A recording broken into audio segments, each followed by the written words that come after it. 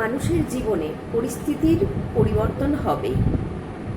দেখেছেন কি ভেবে কখনো যে কোনো কোনো মানুষের জীবনে বেশিরভাগ সময় সুখ থাকে, জীবনে ওঠানামা হবে বললাম, কখনো কখনো মানুষ খুব ভালো থাকে, কখনো কখনো মোটামুটি থাকে, কখনো কখনো খারাপ থাকে, কিন্তু পরিস্থিতির পরিবর্তন হয়। কোনো কোনো মানুষ বেশিরভাগ সময়তেই ভালো থাকে, সুখে থাকে, আনন্দ থাকে, আর কোনো কোনো মানুষ বেশি দুঃখে থাকে, কষ্টে থাকে। কেন? কিছু তো কারণ আছে। একটা তো আছে কিছুটা কিছুটা মানুষের ভাগ্য অবশ্যই, কিন্তু সবটাই ভাগ্য নয়। কিছুটা কর্ম, কিছুটা নিজেদের আচার আচরণ, ব্যবহার, জীবনযাপন পদ্ধতি, সব কিছু মিলিয়েই আমাদের ভাগ্য তৈরি হয়। কিছুটা আমরা নিয়ে আসি, কিছুটা আমরা নিজেদের কর্ম দ্বারা তৈরি করি। মানুষ হচ্ছে আবেগী। বেশিরভাগ ক্ষেত্রেই মানুষ ঋণাত্মক আবেগ দ্বারা চালিত হয়ে থাকে।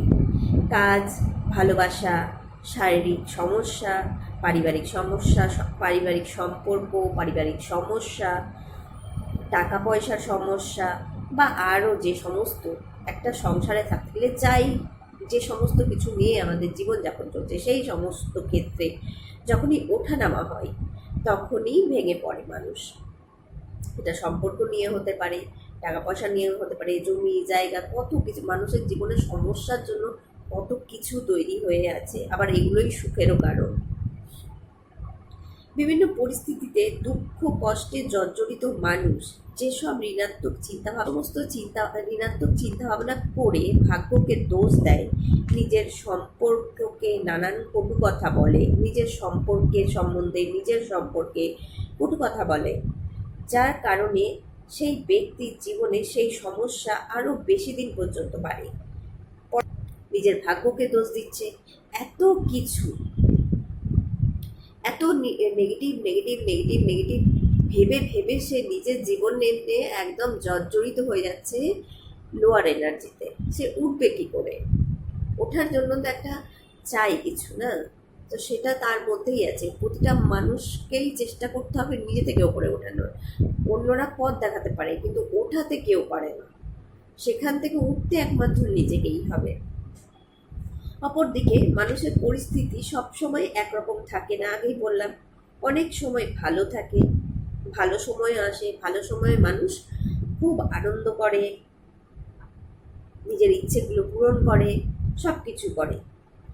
যখন দুঃখে থাকে তখন তো সে খুব নিজেকে খারাপ খারাপ কথা বলছে, নিজের ভাগ্যকে দোষ দিচ্ছে, দুর্ভাগ্য বলে স্রষ্টাকে বলছে, যে পরমেশ্বরের কাছে সে জানাচ্ছে, যে জিজ্ঞাসা করছে যে তার ভাগ্যটা এরকম কেন দিয়েছেন তিনি। কিন্তু একটি বারের জন্য যখন মানুষ খুব ভালো থাকে, আনন্দে থাকে, তখন কি সে নিজের ভালো লাগাটার জন্য নিজের ভাগ্যকে আশীর্বাদের শক্তি প্রদান করে? নিজের ভালো লাগাগুলোকে, নিজের চাহিদাগুলো পূরণ হওয়ার সঙ্গে সঙ্গে কখনো গ্র্যাটিটিউড করে? কখনো কি প্রার্থনা জানাই ঈশ্বরের কাছে যে আমায় এত কিছু দেওয়ার জন্য ধন্যবাদ, যে জিনিসটা মানুষ পাচ্ছে তার প্রতি কি কৃতজ্ঞতা, ভালোবাসা সেই মানুষের মধ্যে জন্মায়? যখন মানুষ নিজের পাওয়াগুলোকে সম্মান জানাবে, নিজের ভাগ্যকে সৌভাগ্যের আশীর্বাদ দেবে, তখন থেকে মানুষের জীবনে একটু একটু করে পরিবর্তন শুরু হবে। আর এটা হবেই, কারণ শব্দই হচ্ছে মানুষের শব্দ, মানুষের ইচ্ছে শক্তি, আর মানুষের ভেতরের যে মানুষকে দেয়া আছে সেই শক্তি, আর তার সেই শক্তির যে ভাইব্রেশন, তার এত ক্ষমতা যে মানুষ নিজেকে অনেকটাই পরিবর্তন করতে পারে। ভাগ্য সব কিছু এনে দেবে নিজে থেকে এমনটা নয়, ভাগ্যকে তৈরি করে নিতে হবে। ভাগ্য অনেক এনে দেয়, ভাগ্য তো দিচ্ছে বলেই তো মানুষ জীবনযাপন করছে। ওঠানামা তার জীবনের একটা পার্ট, এটা আমাদেরকে সবাইকে জানতে হবে।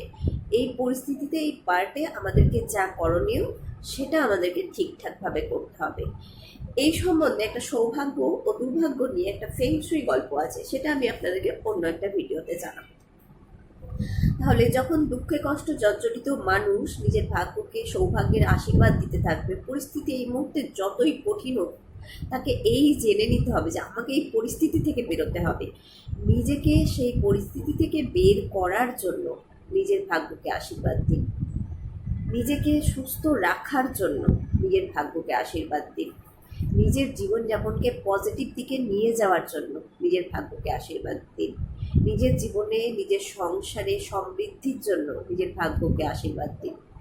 নিজের শরীরের সুস্থতার জন্য নিজের ভাগ্যকে আশীর্বাদ দিন। সকলে ভালো থাকুন, সুস্থ থাকুন, আনন্দে থাকুন। আমার ভিডিওটা যদি আপনাদের ভালো লেগে থাকে অবশ্যই আমার সঙ্গে থাকুন।